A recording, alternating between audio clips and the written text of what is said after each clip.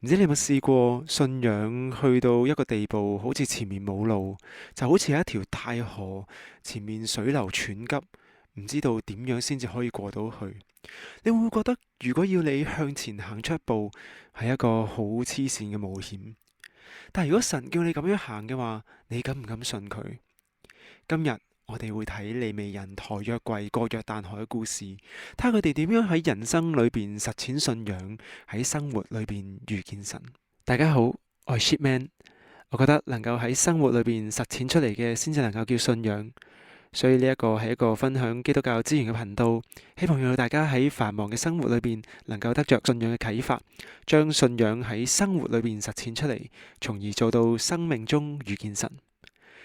喺呢個全新嘅系列裏邊，我哋會透過荒漠甘泉作為藍本，引導大家喺短短嘅時間裏邊有一啲安靜靈修嘅時間，盼望藉着少少嘅時間，可以同大家一齊默想聖經，生命被神改變，最後喺生命中遇見神。今日要睇嘅經文係約書亞記3章13節，等到抬普天下主耶和華約櫃的祭司把腳站在約旦河水裏，約旦河的水必然斷絕，立起成壘。當時以色列人呢去到呢一個約旦河邊，佢哋呢預備要過約旦河進入迦南地裏邊，但係呢個時候呢，咁啱就係河水漲過兩岸嘅時候。約旦河呢通常一年有兩個嘅季節呢會漲過兩岸，嗰啲水呢好急速嚟到去流過咁樣，河水呢未停。大神呢要利未人呢帶住約櫃嚟到去踏入呢一個河水裏邊，呢刻呢好似好瘋狂嘅一個舉動啊！竟然上帝要以色列人憑着信心嚟到去過約旦河，呢一個呢好似係一個唔可能嘅任務。喺呢個時候呢，冇乜人嚟到去過約旦河，甚至乎要咁多嘅以色列人一齊過約旦河，呢一個更加係一個冇可能嘅事。但係當利未人佢哋隻腳一踏入河水嘅時候，河水就分開斷絕，嚟到去立起成壘。呢一個呢，其實唔係第一次發生嘅事。喺過去嘅時候呢，當摩西帶以色列人過紅海嘅時候，就曾經發生過一次。不過嗰個已經係好耐之前嘅事，差唔多40幾年。嗰個時代嘅以色列人都已經死咗。呢一代嘅以色列人，佢哋未見過咁樣嘅神蹟。但係神要佢咁樣去相信佢嘅大能，利未人就用行動嚟到去證明咗佢哋相信神，結果佢哋就喺生命裏邊經歷到神嘅大能。今日其實我哋又有冇一條約旦河要過呢？利未人嘅信心其實好勇敢，因為佢哋冇等到水停咗，佢哋先踏出去，佢哋相信神會兌現承諾。信心唔係憑着眼見，係靠生活裏邊嚟到去實踐出嚟嘅一步。只有踏出去嘅時候，先至能夠見到上帝嚟到去作工。唯有有信心，神嘅計劃先至能夠去成就。水嚟到斷開，以色列人過約旦河。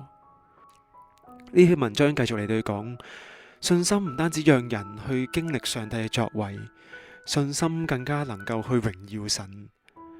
喺聖經裏邊，一個又一個信心嘅故事，好似獅子嘅口被封住，大火嘅火勢燒唔死人，好多好多信心嘅故事，都係人經歷過相信神之後，經歷神獨行奇事，讓神嘅名能夠得着讚美。喺我哋人生嘅裏邊，信仰唔係讓我哋安於現狀，唔係讓我哋去到呢一刻就夠。信仰裏邊嘅信心，俾我哋能夠勇敢為神去踏出去，去為佢做更多奇妙嘅事。當我哋咁樣嚟到做嘅時候，我哋就能夠喺生命裏邊遇見神嘅奇妙。你會唔會願意為神行多一步？信心其實係一個好奇妙嘅功課。信心唔係唔怕失敗，勇往直前。唔怕失敗，勇往直前，呢一個係唔信耶穌嘅人都會做嘅事。佢哋好有信心，但係佢哋嘅信心唔係放喺信仰，唔係放喺上帝。佢哋對自己嘅能力好有信心，佢哋對身邊嘅環境好有信心。我自己都曾經經歷過呢一種嘅失敗。我以為有感動就可以去做一啲嘅服侍，去做一啲嘅事情。我以為有感動就等於有信心，靠着上帝不斷向前。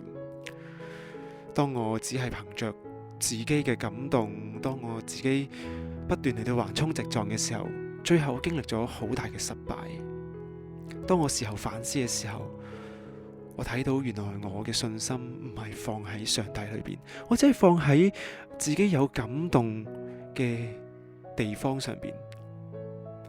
信心其實需要將對象放準喺神嘅裏邊，呢個係基於我哋對佢認識，我哋知道神嘅性情，我哋知道佢做事嘅作風，我哋知道佢要我哋耐心等候佢嘅指示。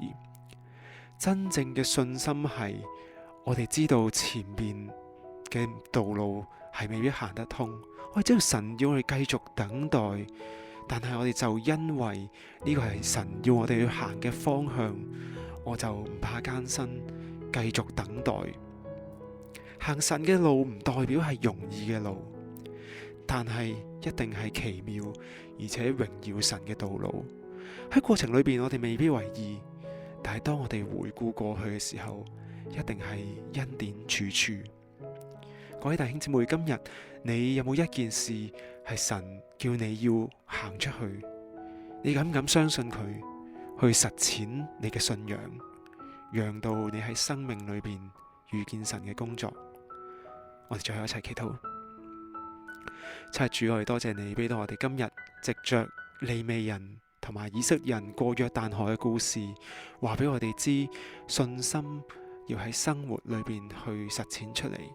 主，求你俾我哋膽量，求你讓我哋信心唔係放喺我哋眼見，唔係放喺環境裏邊，我哋信心單單放喺你嘅裏邊。